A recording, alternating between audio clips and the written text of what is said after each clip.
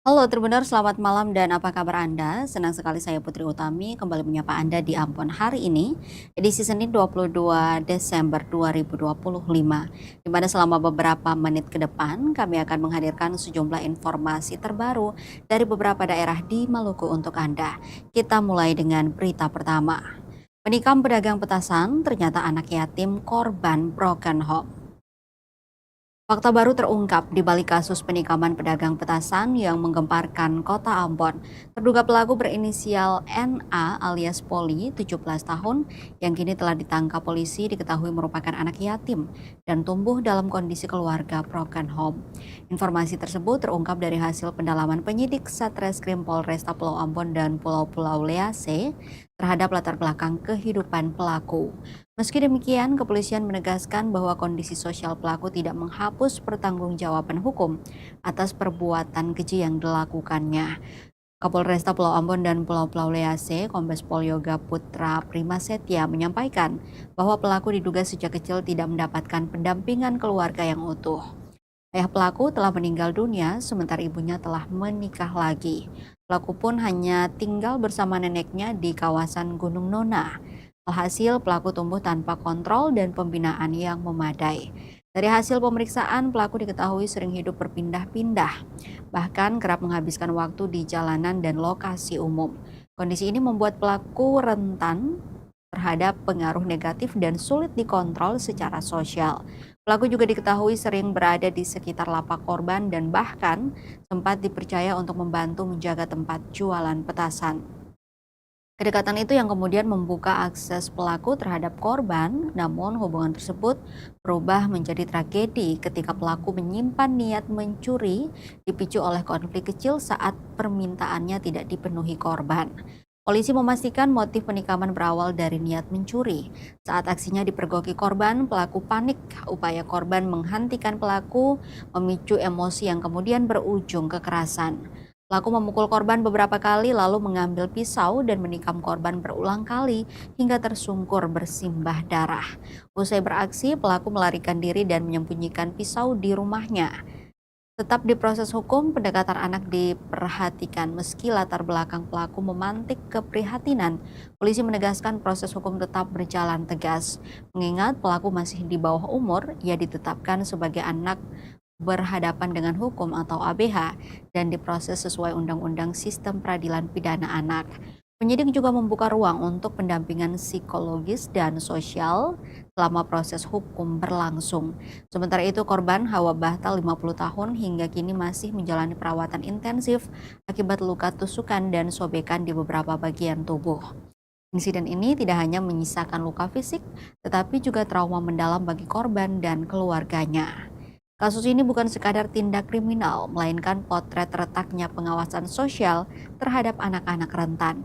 Kombinasi kemiskinan, kehilangan figur orang tua, dan kehidupan jalanan menjadi faktor yang jika tak ditangani dengan serius dapat berujung pada tragedi. Namun aparat menegaskan satu hal, latar belakang sulit bukan alasan untuk membenarkan kekerasan hukum tetap ditegakkan sembari membuka ruang refleksi bagi semua pihak agar kasus serupa tidak terulang. Diberitakan sebelumnya, Tribunars misteri penikaman brutal terhadap pedagang petasan di kota Ambon akhirnya terungkap. Setelah 9 hari pelarian, aparat Kepolisian Resor Kota atau Polresta Pulau Ambon dan Pulau-Pulau Lease berhasil menangkap terduga pelaku penikaman terhadap Hawa Bahta, pedagang petasan yang diserang di depan PGSD Universitas Patimura, Jalan Dr. Tamaela, Kecamatan Nusaniwe, Kota Ambon pada 11 Desember lalu. Kapolresta Pulau Ambon dan Pulau-Pulau Lease, Kombes Pol Yoga Putra Primasetia menjelaskan bahwa pelaku adalah seorang anak laki-laki berinisial NA alias Poli, 17 tahun. Ia ditangkap pada Sabtu 20 Desember malam di depan swalayan Alfamidi Jalan Diponegoro, kawasan Urimeseng, Kota Ambon sekitar pukul setengah 9 malam.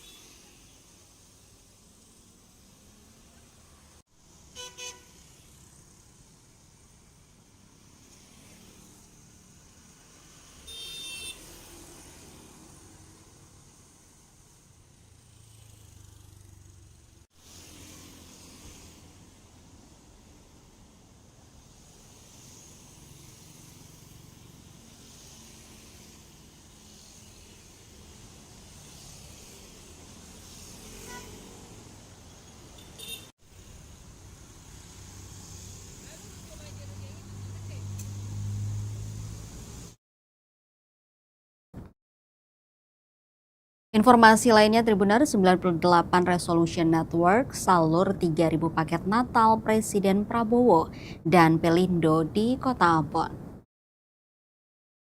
98 Resolution Network kembali menggelar agenda Warga Peduli Warga dengan menyalurkan 3.000 paket sembako tali kasih Natal untuk warga Kristiani di Kota Ambon, yaitu 2.000 paket dari Presiden Prabowo dan 1.000 paket dari CSR Pelindo di Baileo Okumene Ambon pada Sabtu 20 Desember 2025. Menurut Wahab, gerakan Warga Peduli Warga ini merupakan inisiatif berkelanjutan yang dijalankan untuk bersinergi dengan program pemerintah, khususnya pemerintahan Presiden Prabowo dan juga sinergi dengan program TJSL atau CSR dari BUMN. Ia menyebutkan kegiatan serupa telah dilakukan di berbagai daerah seperti Jakarta, Medan, Lampung, Surabaya, Manado, NTT, Bekasi, dan Banten. Selain itu, jaringan 98 juga rutin menggalang dana kemanusiaan, termasuk bantuan untuk korban bencana di Aceh. Sementara itu, perwakilan 98 Resolution Network Maluku, Jacqueline Margaret Sahetapi menambahkan, kegiatan ini murni bersifat kemanusiaan dan tidak memiliki kepentingan politik karena dimotori oleh semangat gotong royong dan kerja keras para relawan yang dilakukan secara sukarela. Sementara Wakil Ketua 1 Sinode GPM, Pendeta Ricardo Arikumaho mengucapkan terima kasih kepada Presiden Prabowo dan mengapresiasi kegiatan tersebut dan menilai pembagian bingkisan Natal di tengah tekanan ekonomi masyarakat memberikan harapan dan penguatan iman. Sementara itu, Pangdam 15 Patimura, Majen TNI Putranto GS Handoyo menyambut baik kegiatan ini dan tali kasih Natal dapat mempererat tali persaudaraan dan memperkuat hubungan hidup orang basudara di Kota Ambon semakin kondusif dan aman.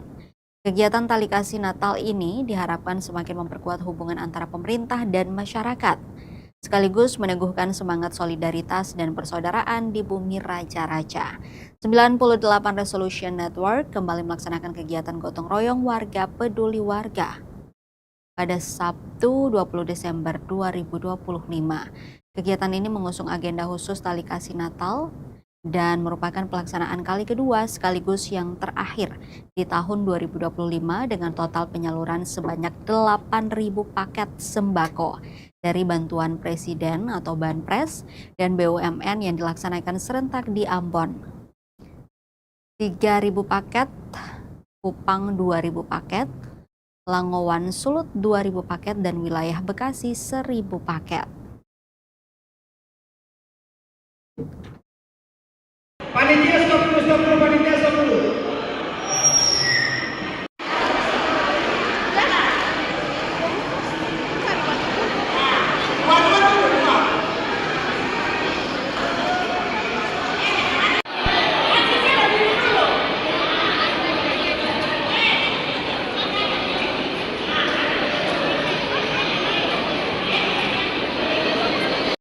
Yang dua saja, dua baris.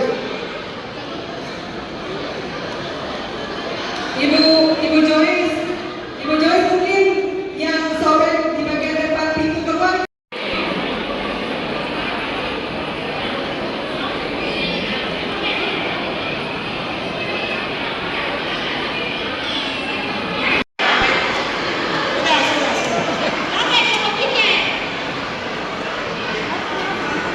Bapak Ibu, kalau nggak tertib, saya hentikan.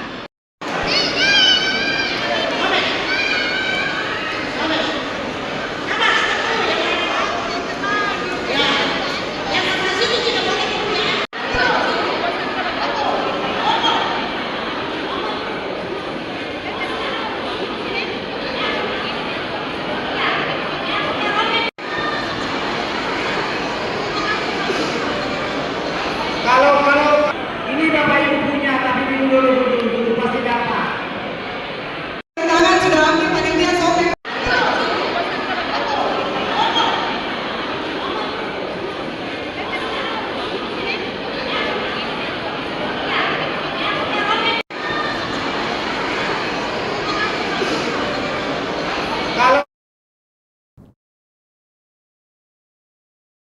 Angkot di Ambon minim tempat sampah, sopir menyebut pemerintah belum tegas.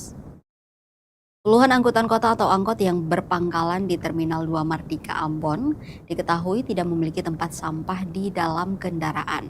Angkot tersebut melayani sejumlah rute, di antaranya Tantui, Halong Atas, Paso, Hunut, dan Toi Sapu. Berdasarkan pantauan tribunambon.com, Sabtu 20 Desember 2025, dari sekitar 30 unit angkot yang terparkir, hanya 3 unit yang dilengkapi tempat sampah. Saat ini jumlah angkot pada beberapa rute juga mengalami penurunan. Rute Hunut tersisa 60 unit dari sebelumnya 140, rute Toi Sapu tinggal 6 dari 9 unit, Halong Atas sebanyak 6 unit, dan Tantui berjumlah 15 unit. Salah satu sopir angkot jurusan Hunut, Deki Rumakei, mengatakan hingga kini belum ada arahan dari pemerintah kota, khususnya Dinas Perhubungan, terkait kewajiban penyediaan tempat sampah pada masa pemerintahan yang baru. Ia menegaskan akan mematuhi imbauan Wali Kota Ambon apabila disampaikan secara langsung kepada para sopir. Hal senada disampaikan sopir angkot jurusan Toi Sapu, Novi Lewa Kabesi. Ia menyebutkan bahwa kepemilikan tempat sampah merupakan salah satu syarat uji kelayakan kendaraan, namun diduga tidak semua angkot diperiksa secara fisik oleh petugas. Meski demikian, Novi mengaku angkot miliknya saat ini sudah memiliki tempat sampah yang ditempatkan di bagian depan kendaraan. Dirinya berharap seluruh angkot, khususnya yang belum memiliki tempat sampah, segera dilengkapi. Para sopir juga meminta pemerintah bersikap tegas dalam menegakkan aturan tersebut demi penanganan sampah dan mewujudkan kota Ambon yang bersih, sehat, dan nyaman.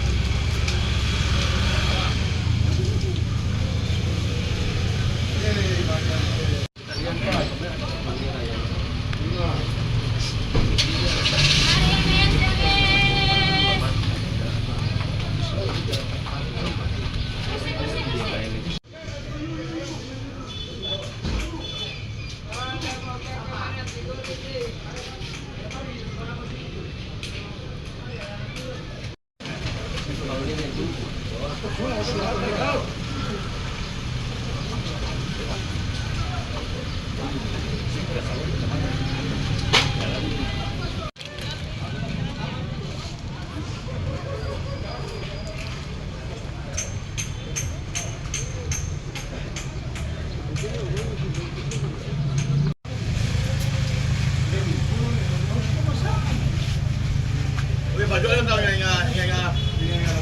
labor tahu, baju lalu. Cuma nggak tahu nih.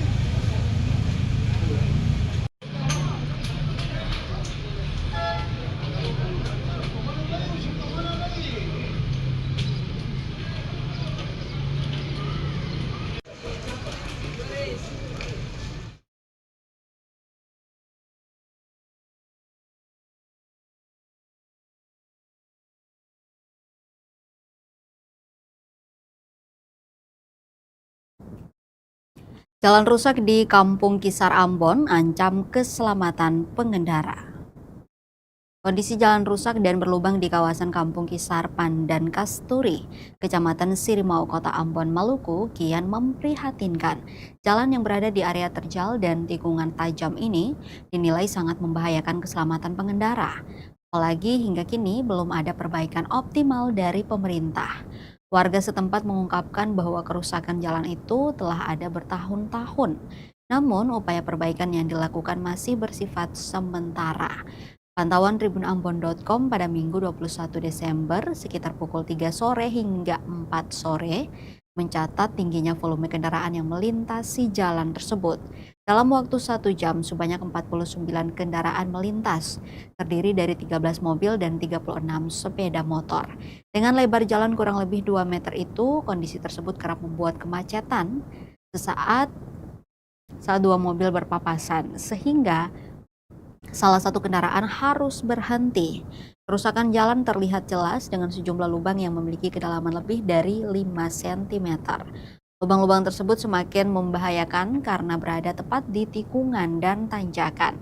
Warga menyebut kecelakaan lalu lintas di lokasi tersebut sering terjadi. Beberapa pengendara dilaporkan terjatuh, bahkan ada insiden yang berujung pada korban meninggal dunia.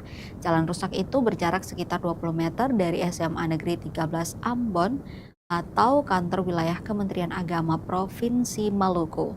Kedekatannya dengan fasilitas pendidikan membuat jalur tersebut ramai dilalui pelajar dan pekerja lainnya. Diharapkan pastinya ada perbaikan yang optimal, menyeluruh, dan permanen agar kelancaran arus lalu lintas dapat berjalan dengan baik dan mengantisipasi tingkat kecelakaan berkendara. Walaupun secara nasional, Pusat Informasi Kecelakaan Nasional atau Siknas mencatat kondisi jalan memiliki sumbangsi kecil terhadap tingkat kecelakaan, yakni sebesar 0,61%. Dan lebih tinggi tingkat kecelakaan ialah kelalaian manusia dengan persentase 95,23%. Sisanya disumbang kondisi kendaraan 4,05%, serta cuaca buruk atau fenomena alam lainnya seperti hujan dan kabut 0,11%.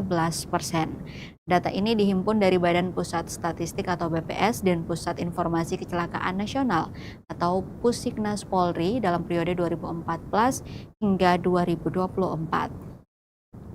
Periode itu tercatat ada peningkatan jumlah kecelakaan lalu lintas darat sebesar 56%. Pada tahun 2014, jumlah kecelakaan tercatat 95.906 kasus. 10 tahun kemudian pada 2024 jumlahnya melonjak menjadi 149.147 kasus. Kenaikan ini melebihi laju pertumbuhan kendaraan bermotor dalam periode yang sama. Kendaraan bermotor meningkat 48% dari 114,2 juta unit pada 2014 menjadi 168,8 juta unit pada 2024. Ketimpangan antara pertumbuhan jumlah kendaraan dan tren kenaikan kecelakaan itu mengindikasikan persoalan keselamatan di jalan tidak hanya disebabkan volume kendaraan semata, tetapi juga pada perilaku dan kualitas kemampuan mengemudi.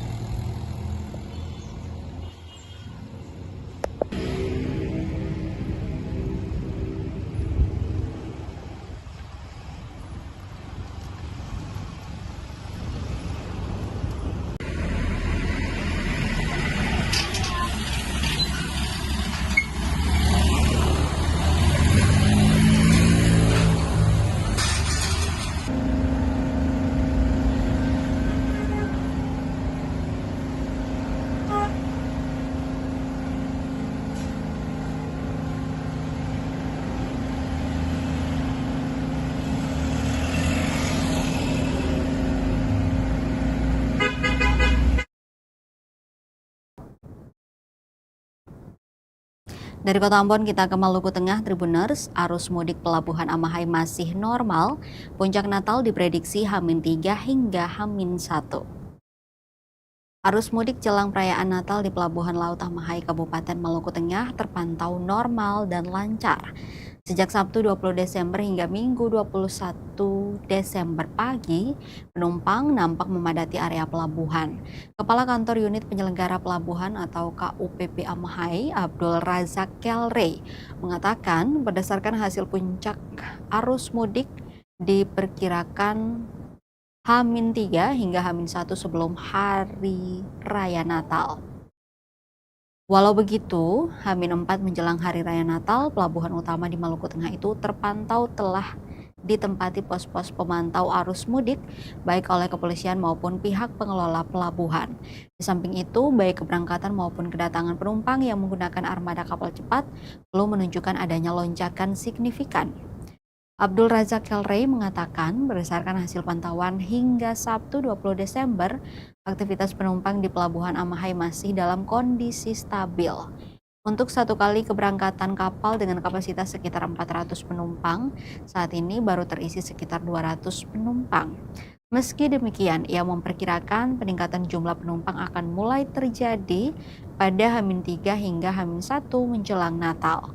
Oleh karena itu, pihak KUPP Amahai telah menyiapkan sejumlah langkah antisipasi guna menghadapi kemungkinan lonjakan penumpang selama periode Natal dan Tahun Baru atau Nataru.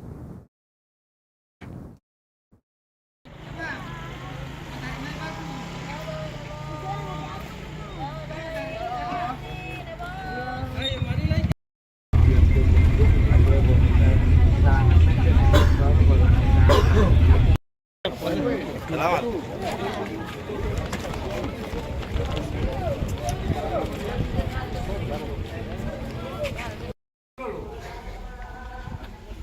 Siapa orang sekarang?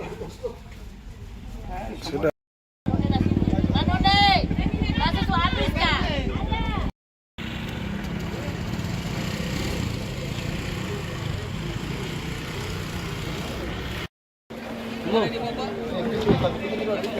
Ambo, doon tayo, kalau air ada tanya jumlah penumpang.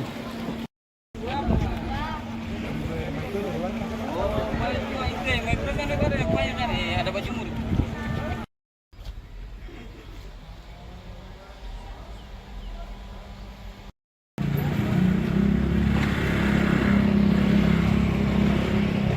Ini mobil siapa suara nih? Kan tadi ketemu siapa tuh? Kan gua sini nih. Ini ada suara tuh. Ini angkat sana dulu, angkat sana. Terus tuh. Oh.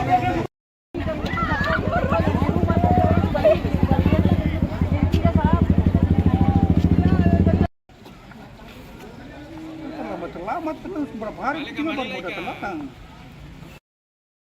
Mau berangkat baru.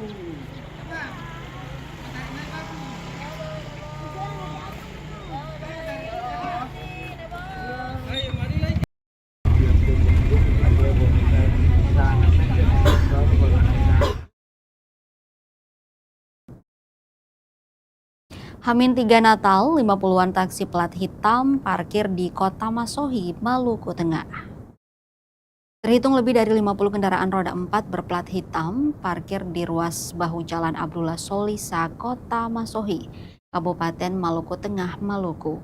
Mobil-mobil berplat non-komersial ini memadati ruas bahu jalan utama di Kota Masohi itu mulai dari depan kawasan toko Wangi-Wangi hingga gedung Alfa Motor kepemilikan swasta. Senin 22 Desember 2025, tribunambon.com memantau sekira pukul setengah 12 siang di Jalan Abdullah Solisa, tepat di depan Pasar Tingkat Binaya atau yang kerap disapa Masohi Plaza. Dalam kurang dari 30 menit, 5 hingga 6 mobil bergantian parkir. Ruas bahu jalan yang dijadikan area parkir sepanjang lebih dari 500 meter jika dilihat melalui aplikasi Google Maps. Mobil kepemilikan pribadi yang dijadikan taksi menjadi pemandangan umum kala bertandang ke Kabupaten Maluku Tengah. Sekali narik, taksi-taksi ini mematok harga ratusan ribu. Semisal taksi rute Kota Masohi menuju Kecamatan Tehoru, Telutih, 100.000 per orang. Kemudian taksi rute Kota Masohi menuju Kairatu SBB ditarif 125.000 sampai dengan 150.000 per orang. Lain halnya jika hendak ke wilayah Seram Utara, Kabupaten Maluku Tengah, dengan tarif dari Kota Masohi dengan standar harga 200.000 per orang. Tarif termahal yaitu rute Kota Masohi ke Kota Bula, Kabupaten Seram bagian timur, yaitu 300.000 per orang.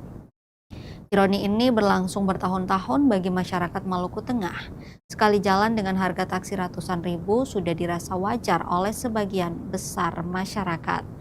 Belakangan diketahui pemerintah daerah atau Pemda Maluku Tengah melalui Dinas Perhubungan Maluku Tengah memiliki rencana kinerja yang dimuat dalam 3 program. Pertama, program penyelenggaraan lalu lintas dan angkutan jalan atau LLAJ. program pengelolaan pelayaran, dan program penunjang urusan pemerintahan daerah. Hal itu tertuang dalam dokumen rencana aksi kinerja perubahan Dinas Perhubungan 2025. Dokumen tersebut menunjukkan bahwa porsi anggaran Dishub Maluku Tengah untuk 2025 senilai 7,5 miliar. Porsi anggaran terbanyak disedot untuk program penunjang urusan pemerintahan daerah dengan nilai 5,1 miliar, disusul program penyelenggaraan lalu lintas dan angkutan jalanan 439,9 juta. Terakhir program pengelolaan pelayaran 334,3 juta.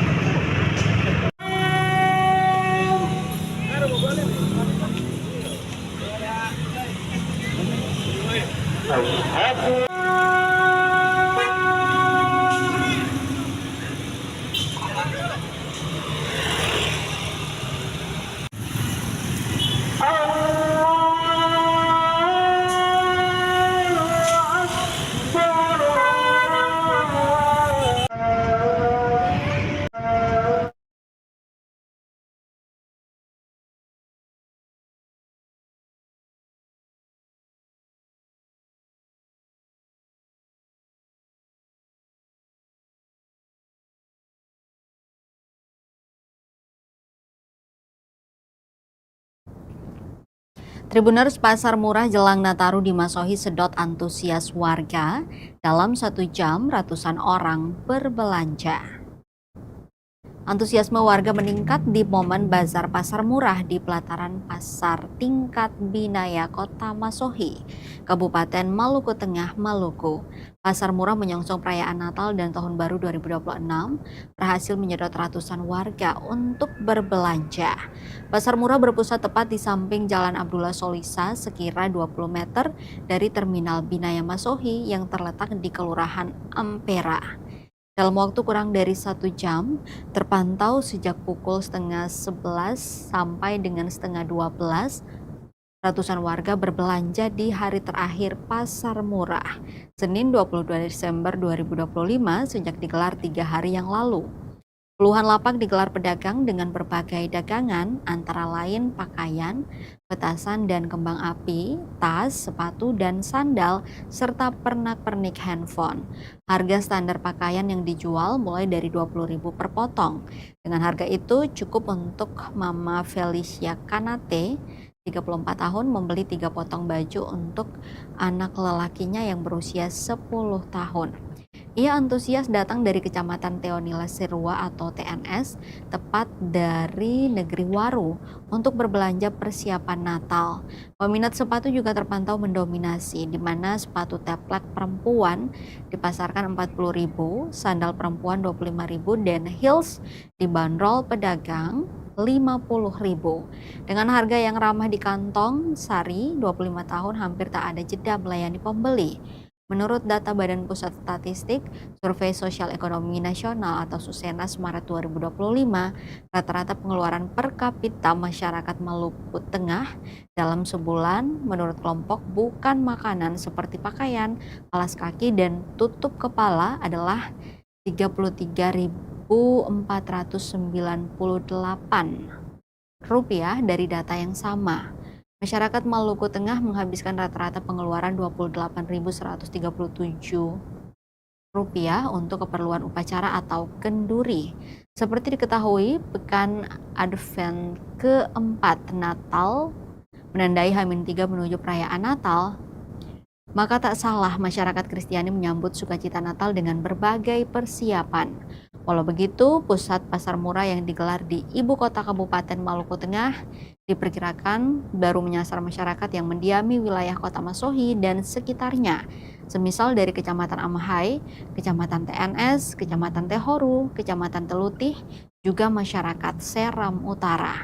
Sementara Kabupaten Maluku Tengah terdiri dari 19 kecamatan yang tersebar di beberapa pulau berbeda, antara lain Pulau Saparua, Nusa Laut, Lease, Lehitu, dan Haruku.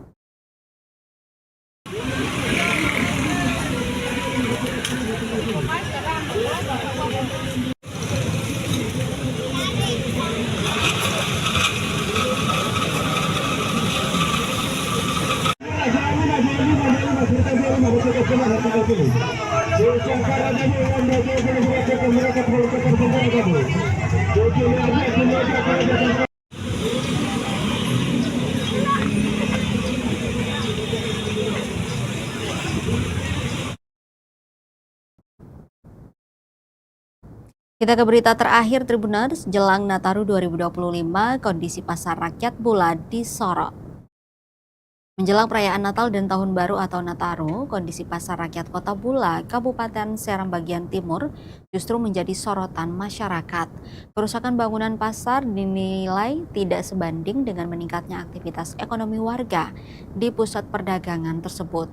Pantauan tribunambon.com di lapangan Minggu 21 Desember 2025, sejumlah bagian atap dan plafon pasar tampak rusak dan belum tersentuh perbaikan. Di beberapa titik, plafon terlihat berlubang besar hingga memperlihatkan rangka atap yang sudah lapuk dan terbuka. Kondisi tersebut dinilai berpotensi membahayakan pedagang maupun pengunjung pasar, terlebih saat aktivitas jual beli meningkat menjelang Nataru.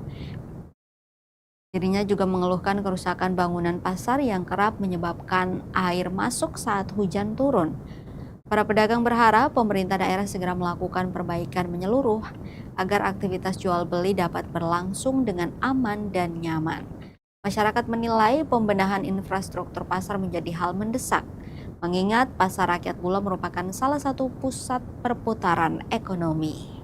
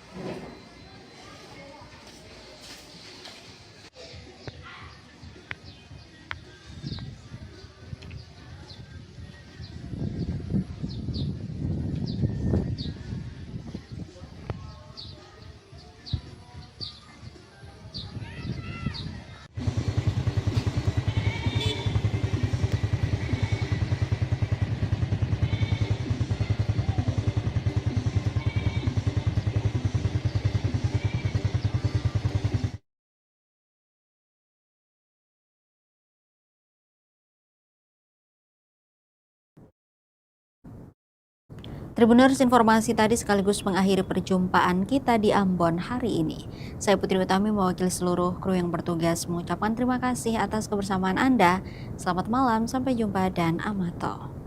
Download Tribun X sekarang, menghadirkan lokal menjadi Indonesia.